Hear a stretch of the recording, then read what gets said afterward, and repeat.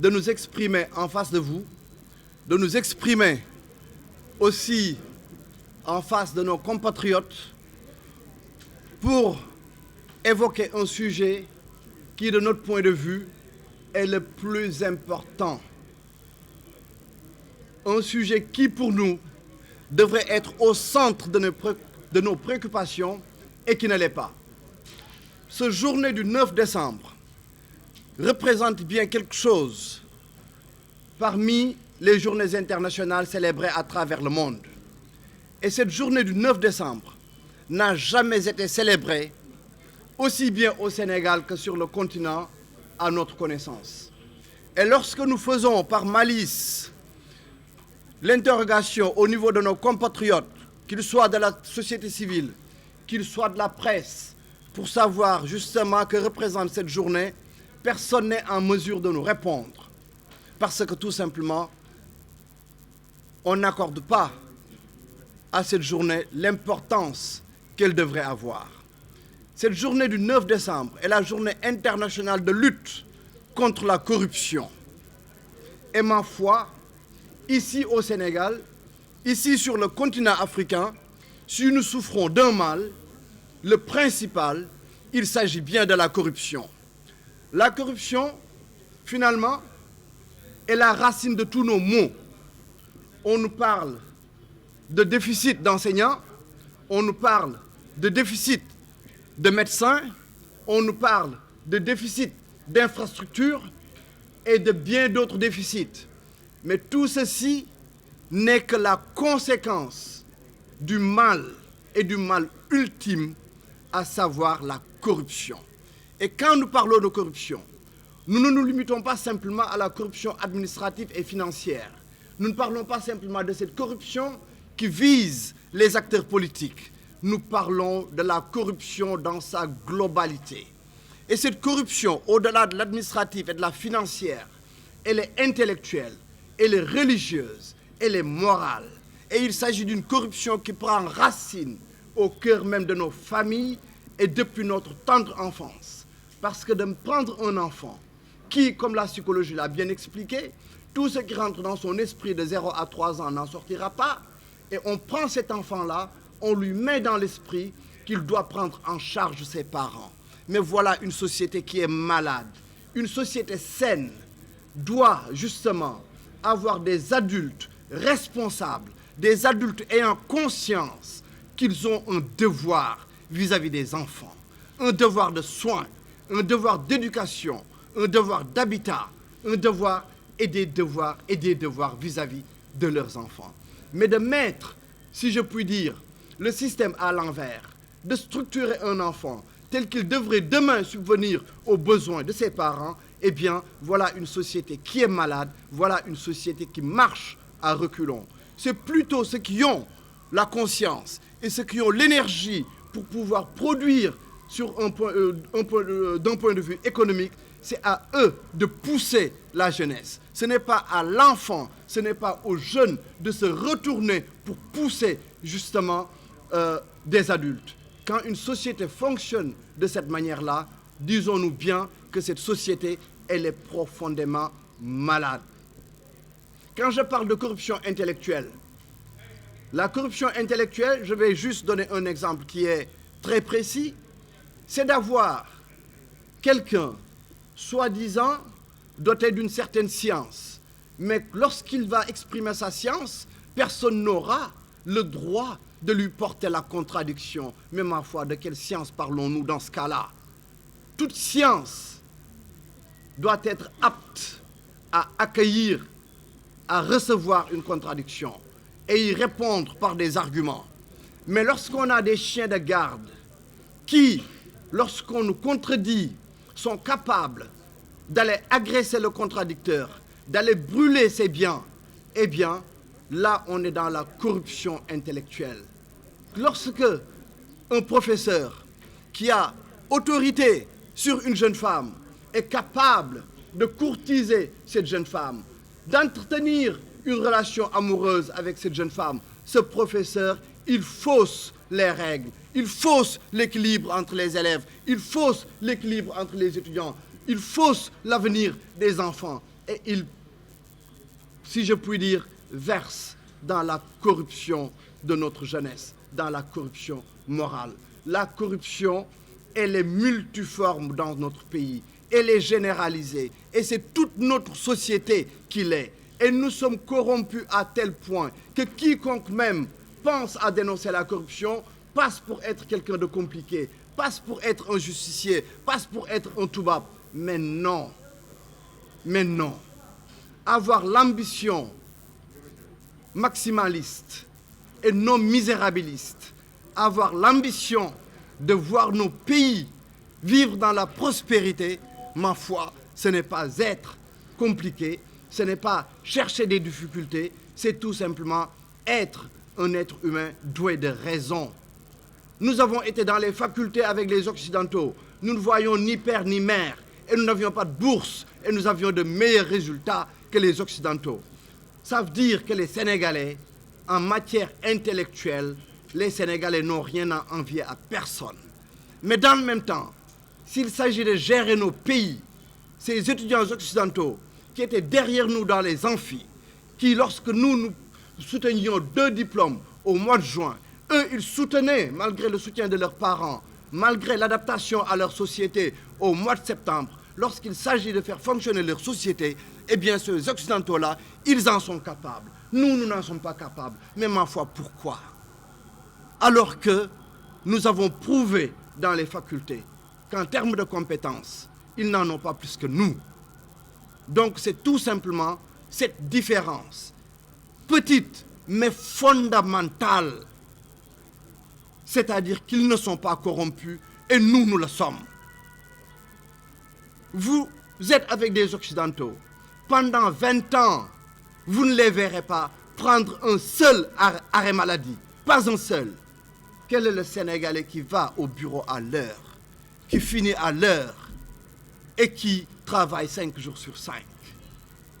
C'est lequel? Et on pense que nous pouvons faire quelque chose de nos pays. Nous nous trompons. Le problème du Sénégal, ce ne sont pas des Guinéens présents ici. Le problème du Sénégal, ce ne sont pas des Français qui seraient en train de manipuler nos dirigeants. Le problème du Sénégal, c'est la corruption qui est devenue consubstantielle à notre être sénégalais. Tout ce qui ne nous rapporte pas, eh bien, nous ne nous investissons pas dans cette entreprise-là.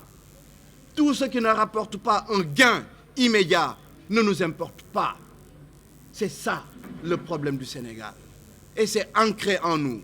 Et si nous n'avons pas une volonté, si nous ne nous acharnons pas contre cette corruption-là, n'allons pas croire que Pastef, Sununata Nguerew ou quelque autre parti politique de ce pays pourrait changer le Sénégal. On se trompe et on se trompe lourdement.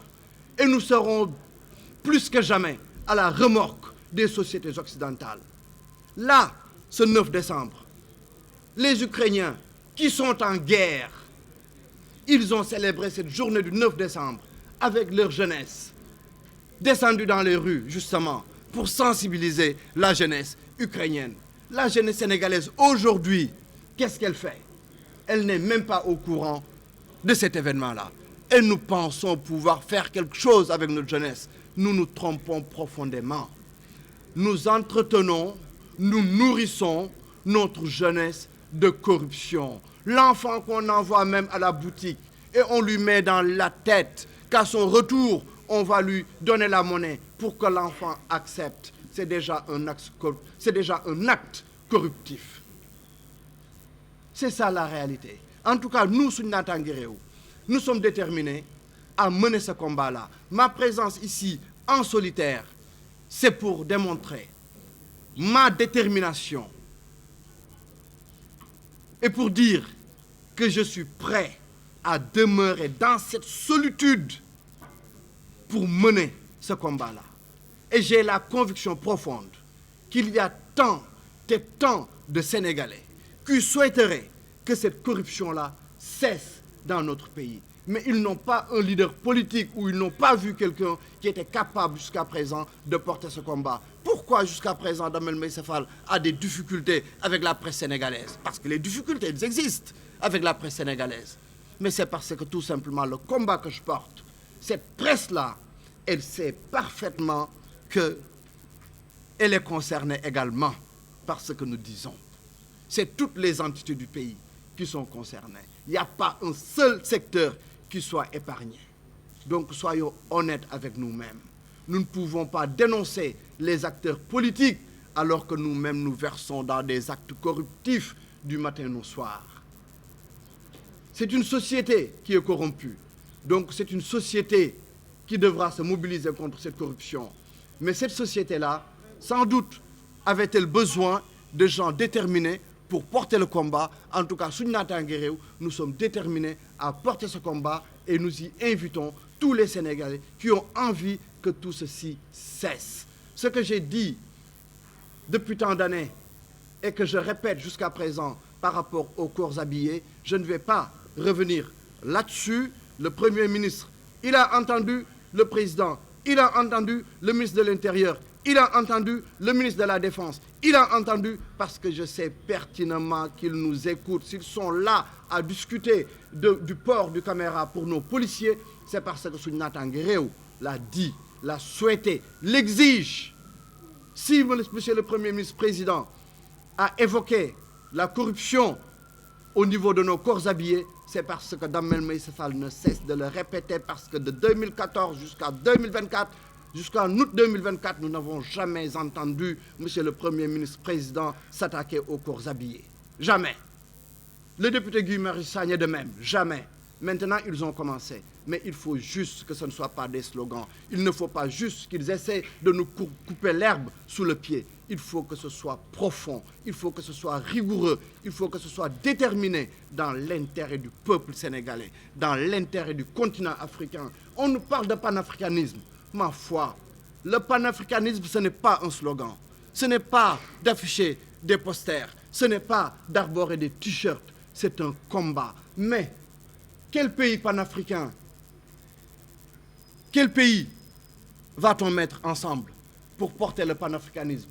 Des pays profondément corrompus, des systèmes profondément corrompus. Vous les mettez ensemble. Panafricanisme, Cheikh Anta Diop.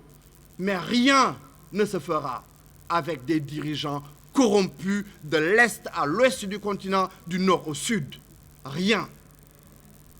Donc Sounata Nguéréo veut que ça cesse. Et Sounata Nguéréo a cette conviction que ce que représentait le Sénégal d'antan sur le continent africain, le Sénégal peut reprendre sa place d'avant-garde, sa place de locomotive, justement en menant cette lutte acharnée contre la corruption. Et si le Sénégal, justement, se met en avant, se redresse, les autres pays suivront. Ça, c'est certain. Mais déjà, il y a d'autres pays qui ont fait beaucoup mieux que nous. Allons juste chez nos voisins du Cap-Vert. La corruption y a été vaincue. Résultat, le paludisme, me semble-t-il, y a été également vaincu. Donc, la lutte contre la corruption, si elle est menée, nous donnera des résultats que la nation entière verra. Et c'est pour cette raison-là que nous continuerons à lutter contre cette corruption et invitons à tous les Sénégalais déterminés qui souhaitent la prospérité de ce pays dans la dignité de nous rejoindre dans ce combat-là. Et nous invitons également, vous, de la presse, à porter ce combat-là, à dénoncer les prédateurs et les receleurs qui sont dans ce pays, les jouisseurs qui sont dans ce pays et qui ne jouissent justement qu'avec la souffrance des couches les plus vulnérables. C'est ce que je souhaitais aujourd'hui dire à mes compatriotes sénégalais, sans manquer d'inviter ce qu'on appelle la société civile, d'inviter également les autorités de ce pays, de saisir cette occasion du 9 décembre en tout cas, pour que dans ce pays, tous les 9 décembre, eh bien, que les Sénégalais puissent penser, réfléchir et produire contre cette corruption. Les Français ne sont pas autant confrontés que nous à la corruption. Et pourtant, aujourd'hui, dans plusieurs villes de France, dans plusieurs salles de cinéma, sont projetés justement des reportages et des films qui dénoncent la corruption. Et nous, au Sénégal, nous qui mourrons de cette corruption-là, nous ne faisons rien. Donc il est temps que l'on se réveille. Merci, chers amis journalistes. Merci, chers compatriotes. Merci.